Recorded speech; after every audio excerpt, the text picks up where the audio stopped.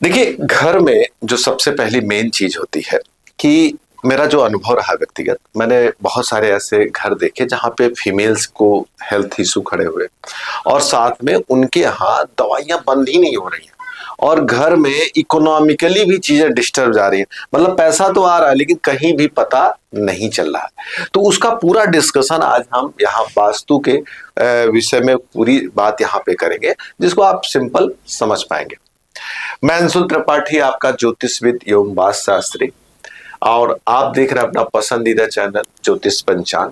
मैं यहाँ पे वास्तु के संबंध में थोड़ी सी वार्ता करने वाला हूँ। मैंने एक एग्जाम्पल के तौर पे एक प्लाट लिया है, ईस्ट, साउथ, वेस्ट और नॉर्थ। जैसे अगर लक्ष्मी की बात की जाए और नारियों की बात की जाए तो 16 डायरेक्शन के साथ साथ 45 देवता के साथ साथ 9 ग्रहों के द्वारा, 9 प्लैनेट्स के द्वारा भी वास्तु को देखा जाता है। मैंने बहुत बार देखा कि जो आज मॉडर्न एस्ट्रोलॉजर हैं वो 9 प्लैनेट को कहीं न कहीं से इग्नोर करते हैं, लेकिन गलत बात है। मैंने देखा, गहराई में जाके देखिए, 9 प्लैनेट्स अपना खूब इंपैक्ट प्रदान करते हैं। अब जैसे नारियों को ज्योतिष में या वास्तु में शुक्र से जोड़कर देखा जाता है। शुक्र का स्थान कहाँ पे है? शुक्र का स्थान यहाँ पे है। शुक्र यहाँ पे विराजमान होते हैं, अर्थात साउथ एंड ईस्ट का जो डायरेक्शन है यहां पर शुक्र का वास माना जाता है। तत्व के आधार पे तत्व की भी लोग चर्चा उतनी नहीं करते हैं, वो 16 डायरेक्शन को लेके भागते हैं, जबकि शास्त्र जो है तत्व की, ग्रहों की और देवताओं की ज्यादा चर्चा करता है। वो इस तरह से नहीं बहुत लिखता है कि south east, south west, W W, ये उतनी बात नहीं करता। वो कहता है कि ये तत्व और प्लैनेट की यहां पर इस तरह से एनर्जी है और उस एनर्जी को जब आप किस तरह से एक्टिवेट करते हैं, किस तरह से लेते हैं, उसके अकॉर्डिंग आपके ऊपर इसका रिस्पांस आएगा। आज के टाइम पे उसको थोड़ा सा मॉडर्नाइज करने की कोशिश की गई है, लेकिन ये जो कोशिश है ना, गहरे अर्थों में शास्त्र से एज इट इज है ऐसा नहीं कहा जा सकता। एक अच्छा प्रयास है जिसके द्वारा आप ग्रेडिंग करके उस मापदंड को अच्छे से पहुंच पाते हैं। आइए, सबसे पहले जब हम बात करेंगे ईस्ट और साउथ की, तो इसको बोलते हैं अग्निकोण। ये कौन सा कोण है? अग्निकोण है। वास्तु का एक नियम है, जो तत्व या जिस ग्रह पे आप मेन गेट बनाते हैं या 16 डायरेक्शन पे जिस डायरेक्शन पे आप गेट बनाते हैं, वही एनर्जी आपके घर में प्रवेश करती है। अर्थात पूरे मकान की जो डोमिनेटिंग एनर्जी है, होल सोल मेन एनर्जी है, वो आपके मुख्य द्वार से आती है और मुख्य द्वार ही सबसे ज्यादा प्रभावशाली माना जाता है, जिसके आधार पर आपके घर में चीजें देखी जाती हैं। साउथ ईस्ट का जो एरिया होता है, साउथ ईस्ट का जो एरिया है वो अग्नि से प्रभावित है और शुक्र का स्थान है। आप पुराने मकानों में या किसी भी मकान में जाते रहे होंगे तो ऐसा कभी नहीं रहा होगा कि मकान का जो मेन द्वार है वो किसी भी मतलब घर की तिजोरी के पास से हो, या आपके जो रानी है उसके घर के पास से हो, या घर में जो न्यू कपल्स हो उनके कमरे के बगल से हो। ऐसा नहीं होता था। क्यों नहीं होता था? क्यों? क्योंकि उनको थोड़ा सा अंदर रखा जाता था, क्योंकि कीमती चीजें हैं, खजाना है, जो आएगा अगर पहले निगाह पड़ेगी तो धीरे धीरे उसका क्षय और नुकसान होने लगेगा। यही सिद्धांत अगर हम डीपली जाकर सोचे तो जब साउथ और ईस्ट पे हम क्या देते हैं? मेन डोर देते हैं। अर्थात वास्तु का जो शुक्र है जिससे हम फीमेल्स देखते हैं और लक्ष्मी देखते हैं, जैसे ही कोई आदमी एंट्री कर रहा है साउथ, इस इधर से या इधर से, ये हिस्सा गहरे अर्थों में प्रभावित हो रहा है। और जब ये प्रभावित होगा तो वास्तु का सिंपल सा नियम है कि जो डायरेक्शन एंट्री में यूज होगा वो डायरेक्शन की एनर्जी, यहां पे कौन है? शुक्रदेव है, अग्नि है। तो होगा क्या? शुक्र अर्थात लक्ष्मी, शुक्र अर्थात घर की स्त्रियां, उनके ऊपर इसका निगेटिव इंपैक्ट देखा जाएगा। कैसे देखा जाएगा? इसको भी ये प्रैक्टिकली मैंने कम से कम हजारों की संख्या में, लाखों के संख्या में मैंने पढ़े होंगे लगभग, मैं लगभग 23-24 साल से, लेकिन हजारों में ये केस खूब पाया मैंने, सुनने के अलावा भी, क्योंकि ढेर सारे लोग कमेंट्स करते रहते हैं यूट्यूब पे, मैंने देखा यहाँ पे जो गेट रखा है वो आदमी घर की फीमेल से, घर के पैसे के आवागमन से कहीं न कहीं से प्रभावित है।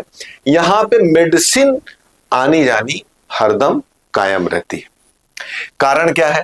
क्योंकि हमने जो एंट्री दी है वो अग्नि और शुक्र के एनर्जी को एक्टिवेट किया है, जबकि लक्ष्मी घर में घुसते ही नहीं मिलनी चाहिए, मिलेंगी तो दुरुपयोग होगा, घुसते ही घर की नारियां आपको मिलेंगी तो स्थिति डैमेज होगी।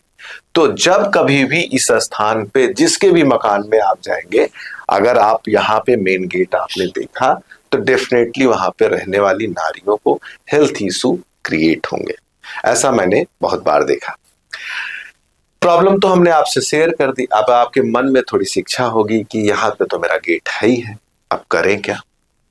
देखिए, शास्त्र जो है जब कभी भी उपचार की दृष्टि में बात करता है तो उपचार के लिए हमारे पास कुछ सिंबल है, कुछ दैवी शक्तियां या कुछ तत्व है, धातुएं हैं। धातु की दृष्टि से देखा जाता है तो स्वर्ण एक ऐसी धातु है जो किसी भी दोष को खत्म करने में काफी उपयोगी मानी जाती है। तो अगर शास्त्रों की बात करें तो कहते हैं कि यहां के मेन गेट पर 1 ग्राम सोना या उससे भी कम या बहुत थोड़ा कम आप अपने चौखट के नीचे अंदर डलवा दीजिए। घर के मालिक के हाथ से 9 अंगुल का आप एक स्वास्तिक क्रिएट कर दीजिए।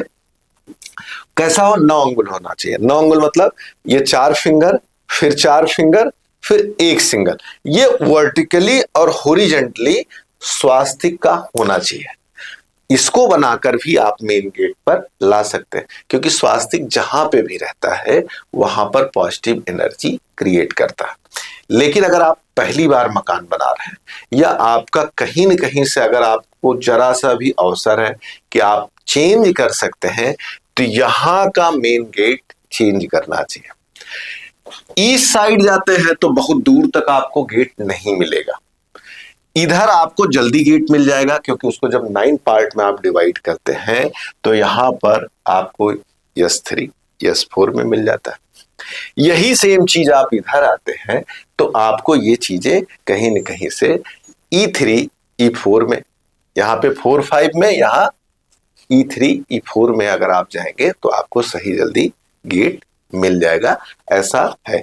तो इधर जाना ज्यादा आसान है साउथ एरिया में, ईस्ट जाने में थोड़ी सी दिक्कत है। तो मित्रों, अगर आप पहली बार मकान बना रहे हैं तो इस चीज का जरूर ध्यान रखिए, और अगर आपने मकान बना लिया और ये गलती हुई, ये प्रॉब्लम आ रही, तो कमेंट में जरूर लिखिए। और मैंने जो सिंपल आपको प्रॉब्लम बताया है उसके लिए जो रेमेडी बताई वो करिए। इसके अलावा एक चीज और है कि जब हमने जिस घर में फ्रंट में एंट्री होते ही मैंने गलत एनर्जी देख ली या एंट्री गलत हुई, तो डेफिनेटली वही एनर्जी, क्योंकि भाई कोई भी मकान बनता है तो उसके गेट का एरिया लोग छोड़कर ही उसमें काम शुरू करते हैं, तो वो एनर्जी इतनी शक्तिशाली और डोमिनेटिंग होती है कि घर के अंदर और भी कई वास्तु दोष को जन्म देती है। अक्सर मैंने देखा जिनका ये एरिया डिस्टर्ब होता है तो इसका नियम है, इसका सीधा प्रभाव आपके वायव्य कोण पे आएगा, नॉर्थ और वेस्ट पे आएगा। नॉर्थ वेस्ट पे कैसे आएगा? क्योंकि ट्रायंगल है।